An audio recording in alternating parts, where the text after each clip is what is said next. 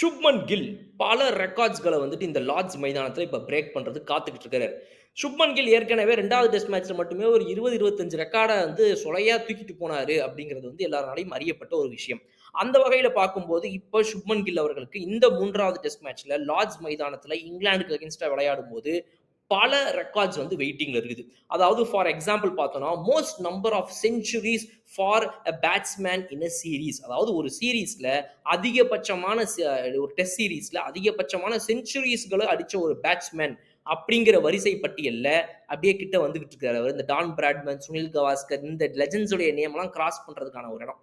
அடுத்தது ஒரு captain number of centuries அதிகமா ஒரு டெஸ்ட் சீரிஸ் அடிச்சது. அந்த லிஸ்ட்லயும் அப்படியே வராரு. நெக்ஸ்ட் ஒரு கேப்டன் தன்னுடைய டெஸ்ட் டெபியூ கேப்டன்சியில ஒரு சீரிஸ்ல டெஸ்ட் சீரிஸ்ல அடிச்ச அதிக நம்பர் ஆஃப் செஞ்சுரிஸ்க்கும் இந்த லிஸ்ட்ல வராரு. இதே 3 தான். ஒரு பிளேயர், ஒரு கேப்டன் ஆன் டெபியூ அப்படின்ற இந்த 3த்துக்கும் செஞ்சுரிஸ் மட்டும் கிடையாது. நெக்ஸ்ட் அதே மாதிரி மோஸ்ட் ரன்ஸ் அப்படிங்கிறதுக்கும் வராரு. இந்த சீரிஸ் அப்படிங்கிறது. அதாவது வந்து அது வந்துட்டு அகைன்ஸ்ட் இங்கிலாந்துங்கிறது நெக்ஸ்ட். ஒரு சீரிஸ்ல அதிகமான ரன்ஸ், அதிகமான செஞ்சுரிஸ், ஒரு கேப்டனாக வந்து அதிகமான ரன்ஸ், அதிகமான செஞ்சுரிஸ்ங்கிறதெல்லாம் தாண்டி, டெபியூங்கிறத தாண்டி நெக்ஸ்ட் எங்க வந்து நிக்கிறார் அப்படின்னா, இங்கிலாந்துக்கு அகைன்ஸ்டா அடிச்ச அதிக ரன்ஸ் யாருப்பா? ஒரு கேப்டனா நமக்காக இந்தியாவுக்கு அடிச்சது யாருப்பா அதிகமானா ராகுல் டிராவிட் நிக்கிறார். தூக்குறாரு. அவரோட ரெக்கார்டுக்கும் அடுத்து. நெக்ஸ்ட் ஒரு சீரிஸ்ல இந்தியா மட்டும் இல்லாம எந்த நாடா இருந்தாலும் இங்கிலாந்து அகைன்ஸ்டா அடிச்ச ஹையஸ்ட் ரன்ஸ் என்ன? இங்கிலாந்து நாட்டிலேயே அவங்க மண்ணுல போய் அடிச்ச ஒரு ஃபாரின் பேட்ஸ்மேனுடைய அதிகபட்ச ரன்ஸ் ஒரு சீரிஸ்ல என்னன்னு சொல்லி வரிசை கட்டிக்கிட்டே வராராமா இவர்.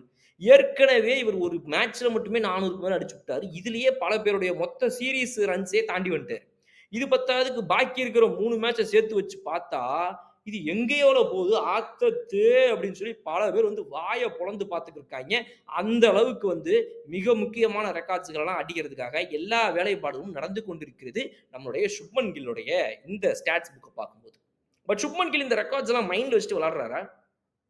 கொஞ்சம் கூட இந்த ரெக்கார்ட்ஸ் எல்லாம் கண்டுக்காம, அவர் அடிக்கிற அடியெல்லாம் நீங்க பார்த்தீங்கன்னா, இந்த டே 4ல வரும்போது 2ண்ட் டெஸ்ட் மேட்ச் உடைய டே 4ல strike rate of almost 80 to 100ல போட்டு பொளந்துகிட்டு இருக்கிறாரு. ஆனா அதே மேட்ச் உடைய டே 1ல விளையாடும்போது, நான் இன்னைக்கு ஒரு 100லாம் 150லாம் அடிக்க போறதில்ல. 200ஆவது அடிக்க போறேன். எவ்வளோ வேணாலும் அடிக்க போறேன். ஆனா அவுட் மட்டும் ஆக மாட்டேன். அப்படின்னு முடிவு பண்ணி பொறுமையா பார்த்து, பார்த்து செஷன் பை செஷன் ஒவ்வொரு விதவிதமா ஆடுனாரு. இப்ப அவங்க நல்லா போடுற மாரி பேட்ஸ்மேனுக்கு கொஞ்சம் கஷ்டமான சிச்சுவேஷன் இருந்துச்சுன்னா, அப்போ ஒரு மாதிரி பேட்டிங். பால் கொஞ்சம் ஓல்டு பால் ஆயிடுச்சு. இவங்களே ஃபீல்ட ஸ்ப்ரெட் பண்ணி விளையாடுறானுங்க அப்படின்னா, அப்போ வேற ஒரு மாதிரி பேட்டிங். இப்படி பேட்டிங் எத்தனவனே எல்லா விதத்திலும் பரிணாமத்த காட்டிக்கிட்டே இருந்த நம்முடைய சுப்மன் கில், எப்படி வந்து இந்த 3வது, 4வது மற்றும் 5வது டெஸ்ட் மேட்ச் அணுகப் போறார்ன்றத பார்க்கறதுக்கு உங்கள போல நானும் காத்துக் கொண்டிருக்கிறேன்.